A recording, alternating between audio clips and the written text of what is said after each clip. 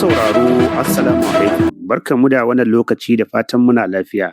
Ga labaran duniya daga nan kafin watsa labarai ta BMR wato babban murya. Tare da ni Umar Salisu Yahaya amma farko muhimman kanunsu. Gwamnatin Najeriya ta dakatar da shirin ƙara kuɗin jarabawar WAEC da kuma NECO. Najeriya ta zarci ƙa'idan OPEC wajen haƙo ɗanyen mai. Gwamnan Kano ya ayyana Murtala Garo a matsayin abokin takararsa a zaben shekarar 2027. Ita ko Iran ta ce ta kai hare-hare a kan sansanin sojojin Amurka. To kanin labaran kenan yanzu kuma ga cikakkun labaran. Gwamnatin tarayya ta dakatar da shirin ƙara kuɗin jarabawar WAEC da kuma NECO ga ɗaliban makarantun sakandare a faɗin ƙasar. A cikin wata sanarwa da ma'aikatar ilimi ta fitar, ta ce an dakatar da shirin ne domin sake nazari da kuma tattaunawa da masu ruwa da tsaki. Tun da farko dai ma'aikatar ta sanar da aniyar ƙara kuɗin jarabawar ne daga Naira 27,000 zuwa Naira 50,000 daga shekarar 2027. Tana mai danganta matakin da hauhawan farashin gudanar da jarabawa. Sai dai kuma shirin ya fuskanci suka daga sassa daban-daban na al'umma, inda masu sukar suka ce hakan zai ƙara wa iyaye nauyi tare da ƙara yawan ɗaliban da ba sa zuwa makaranta. Ma'aikatan ta ce ta yaba da shawarwarin da aka bata da kuma ra'ayoyi daga masu ruwa da tsaki da jama'a baki ɗaya. Najeriya ta haƙo matsakaicin ganga miliyan 1,737 na ɗanyen mai da kuma kwandesi a kullum a watan Yulin shekarar 2026, wanda shine karo na 4 a jere da ake samun ƙaruwa a yawan haƙo mai. Daga cikin adadin ganga miliyan 1.56 ɗanyen mai, yayin da ganga 180,000 na kwandesi aka samar. Hakan kuwa ya nuna cewa Najeriya ta cika kashi 104 a cikin 100 na ka'idar ganga miliyan 1.5 da ƙungiyar OPEC ta gindaya mata.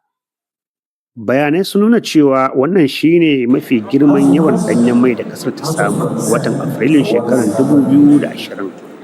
Hukumar ta ce ci gaban kuwa ya samu asali ne sakamakon daidaiton ayyuka da samar da mai da kuma rashin manyan matsaloli a bututun mai a lokacin.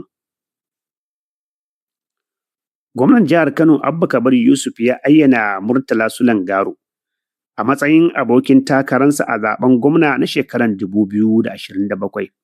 Sanarwar da gwamnatin jihar ta fitar ta ce gwamnan ya ayyana haka ne a yayin wata ganawa da masu riƙe da mukamin gwamnatin tarayya daga jihar Kano. Gwamna Yusuf ya ce ya yanke wannan hukuncin ne bisa la'akari da biyayya da ƙwarewa da kuma gudunmuwar da mataimakin nasa ya bayar wajen gudanar da mulki. Ya kuma buƙaci shugabannin jam'iyya da magoya baya da su ci gaba da haɗa kai domin cimma manufofin gwamnati da kuma shirye-shiryen babban zaben shekarar 2027. Babban kotun tarayya da ke Abuja ta ba ma tsohon ministan kirkire-kirkiren kimiyya da fasaha wato Uche Enaji beli akan kuɗi Naira miliyan 20. Hukumar yaƙi da cin hanci da rashawa ta ICPC ta gufanar da tsohon ministan ne bisa tuhume-tuhume 6 da suka hada da zargin amfani da takardun bogi, sai kuma bayar da bayanan ƙarya da kuma laifuka na cin hanci da rashawa. Sai dai kuma Enaji ya musanta dukkanin zarge-zargen da ake yi masa. Kotun ta kuma umarce shi da ya miƙa fasfo ɗinsa tare da cika sauran sharuɗan beli kafin ta ɗage sauraron ƙaran zuwa ranar 21 ga watan Satumban shekarar 2026. A nan ko wasu da ake zargi masu garkuwa da mutane ne sun yi awon gaba da shugaban makarantar Nomadic Basic School Wode Maitiu Kolawale a ƙaramar hukumar Atiswaju da ke cikin jihar Oyo. Rahotannin sun ce dai an sace shi ne yayin da yake kan hanyarsa ta komawa gida daga gona. Majiyoyin sun ce masu garkuwan sun tuntuɓi iyalansa tare da neman kuɗin fansa har Naira miliyan 30.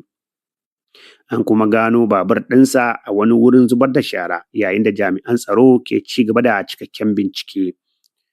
Labaran dai yana zuwa muku ne kai tsaye daga nan kafin watsa labarai ta BMR wato babban murya.